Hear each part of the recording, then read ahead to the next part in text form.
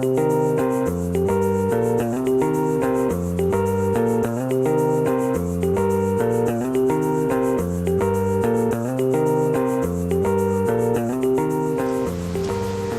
would describe Greg as one, great memory, two, genuine. He has integrity, he has balls, and he lives his life. Greg's work goes from the, so to say, sublime and conservative to the provocative. You know? And he has, like any great artist, he has the flexibility to adapt himself to the task at hand. If he was going to take your picture, he made you look beautiful but real. When Greg shoots a celebrity, he finds their humanity. And when he shoots a regular human, he finds their glamour.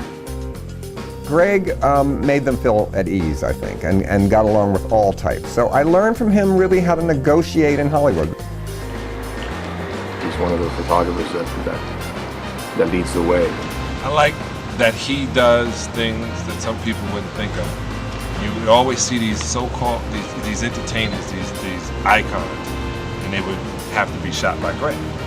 You understand what I'm saying? So really, who's the icon?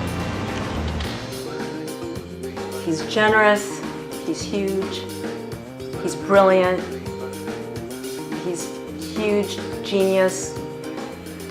You know, did I say huge? Is he wanting me to say that? What I like about his work is he's able to catch this inner human spirit, and he just has something in his photos that it's just him, and he gets an essence of this human spirit from his photographs. Everything he has is to be given. You know, I think that's why he's such a great teacher, and he does workshops all over the world, because he wants to share his knowledge. And I think that's why he's so into wine, and why he became a winemaker, because it brings people together. You know, and gets him drunk so he can... He's a wino, which is good. And I say that as a compliment. And I'm also not a wine buff, and he's a major wine buff. And I always say, oh, it tastes like vinegar from a witch's asshole, just to drive him crazy. Everything about Greg makes me smile because he's funny and he's got a sense of humor, and he can make fun of himself first, and so can I.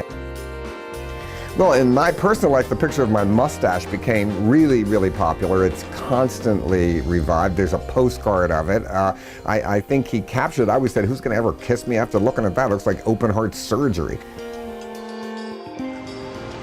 Every black kid in the world in the 80s and the 90s had a picture of Scarface in their house, that poster. You got to have it. Like, he's like Martin, you got Martin Luther King, you have Malcolm X, and then there's Scarface.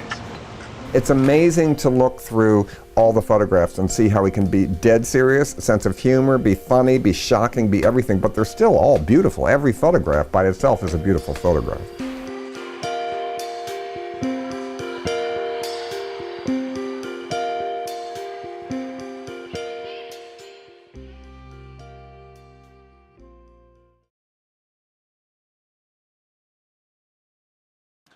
Good evening, ladies and gentlemen.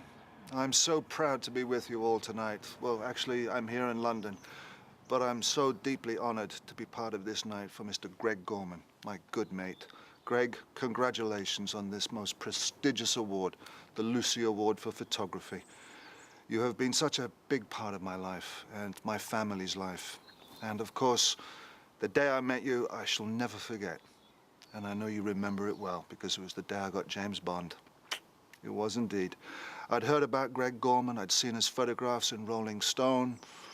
I'd seen the great Parthenon of players that he had photographed, and was blown away that he was coming to the house on this particular day.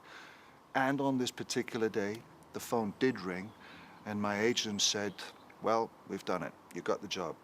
You're James Bond, but you can't tell anybody. Now, as this phone call was going on, Greg was outside by the pool setting up for the first shot. I was so thrilled that this man was here on this particular day. Couldn't believe it. So there he was outside, and there I was with the phone, and the agent says, don't say a word, don't say a word. I said, no, I won't say a word. Of course, I'm looking at my girlfriend, Keely, who's now my wife. I said, James Bond, James Bond. Put the phone down. I went outside. Greg was there, graciously waiting. And I had this, pardon the expression, but this big shit-eating grin on my face. I was James Bond. And I was being photographed by Greg Gorman. And we all celebrated at the end of the day. Bottle of champagne, bottle of wine, another bottle of champagne, another bottle of wine. Anyway, life has gone on well, Greg, with you in my life. Enjoy this night, take the applause, and I'll raise a glass to you. Well, I will in a few minutes. Anyway, I love you dearly, and congratulations, and have a magnificent, magnificent night. See you soon. God bless.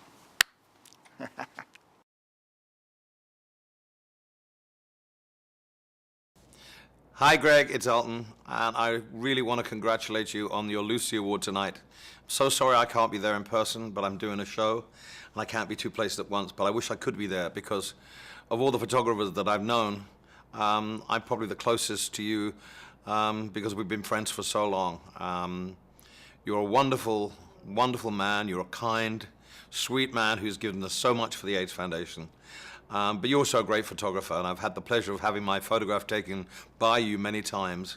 And I think the fact that I trust you and I love being with you when you take a photograph is shown by the fact that when we had our son, Zachary, and we had to have great pictures taken, you were the only one I could think of to do it, and you came up trumps yet again. I love you very much. This is a very special evening for you. As I say, I wish David and I could be there, but we can't. But when we do see you next, we'll give you the biggest hug. Congratulations.